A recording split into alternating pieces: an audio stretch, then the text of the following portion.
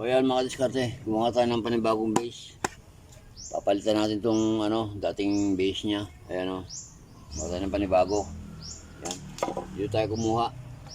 Ito kung napapansin nyo yan. Pumutol ako dyan tapos pinanipis ko na lang. Ito yung kaputol niya.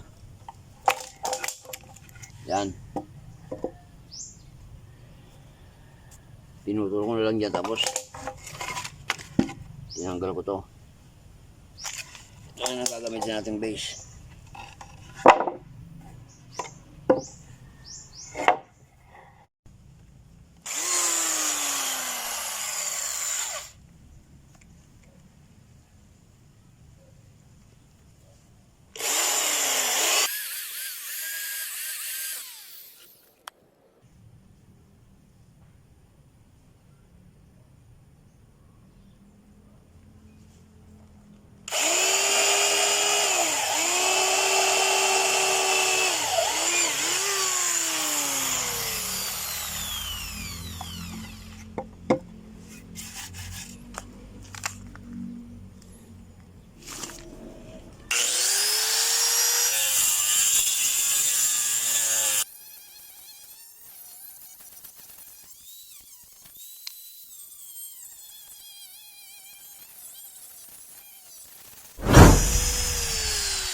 Medyo mapurol na siya.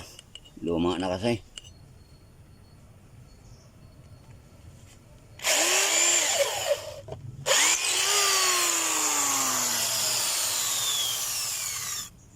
Kahit tayo mas mataba.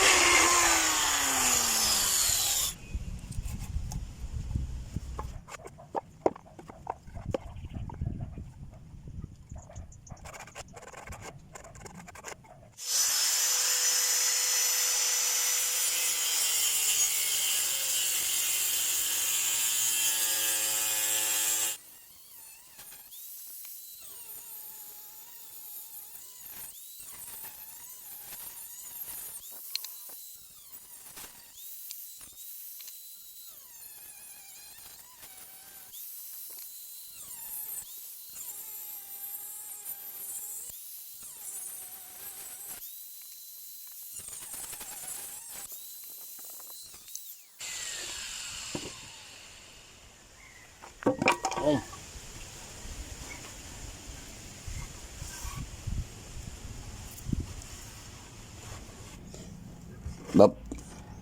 Bago natin ma-set yung ng makina, itong pinaka copper tube niya, yung bushing niya itong tanso, hinukay ko muna roon para maigalaw-galaw natin ng maayos.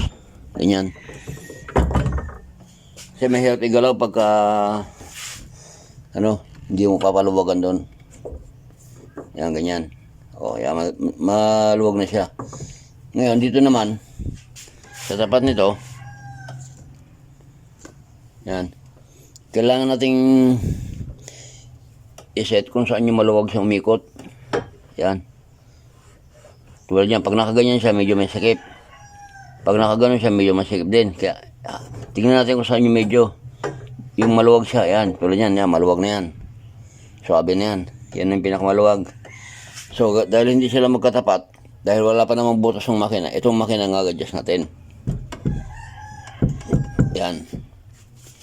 Unang gawin nyo, pagka magsiset kayo ng ito hindi naman ako veterano, hindi naman ako pero nakikita ko yung kung ano yung dapat gawin at hindi dapat gawin. At saka yung pinakamadaling gawin.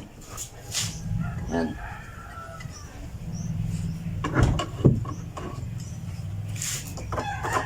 Kukunin mo natin yung direksyon nito. Yan. Para may galaw-galaw pa ng makina. Saka tayo mag-marker ng butas sa paan ng makina. Yan. Oh, Maluwag dito, masigit doon sa dulo. Kaya medyo ganun ng konti. Yan. Ito, diretso itong welding rod mo, diretso. Oo. Yan na siya. Ito yung panukat natin. Oh, swabe na. Diretso na yan. Kaya kunti pa.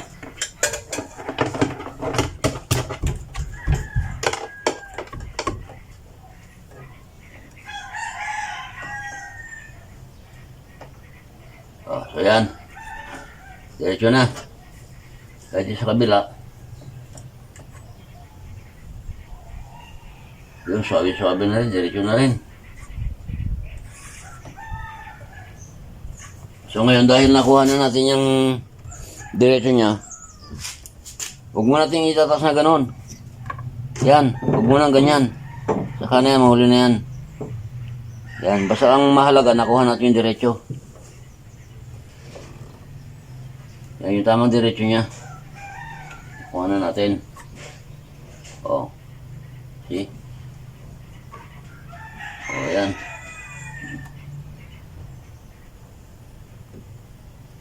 Nagbago ng konti nung nagalaw.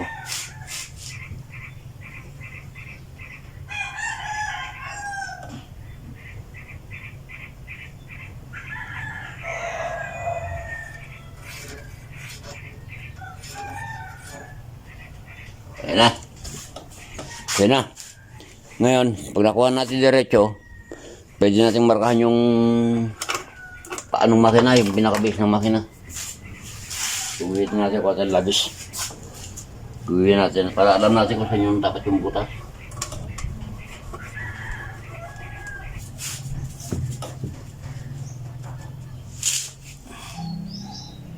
Siya, may marka na siya. Yun. Yan.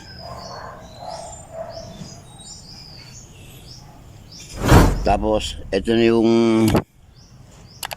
pattern natin sa butas ng makina, yung apat na to. Yan. Ganyan, dyan tayo magbubutas. Pero, hukay mo natin to.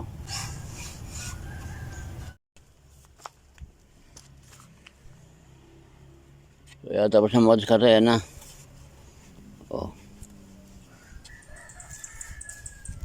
Yan. Ito dalawang butas na to.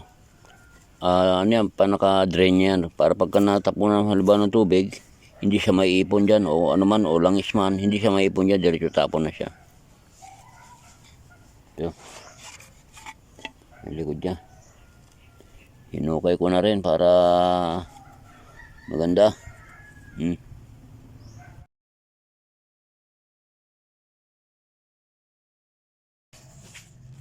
So yan mga diskarte, okay na yung setup niya. Bali mag-marker tayo, i-fix na natin para okay na. Yan.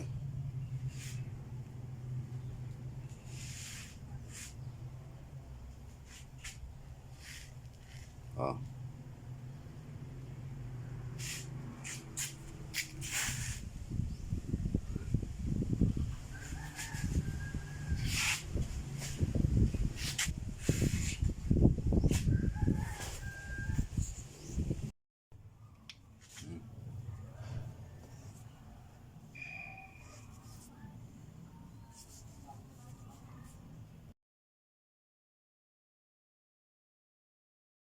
Yum.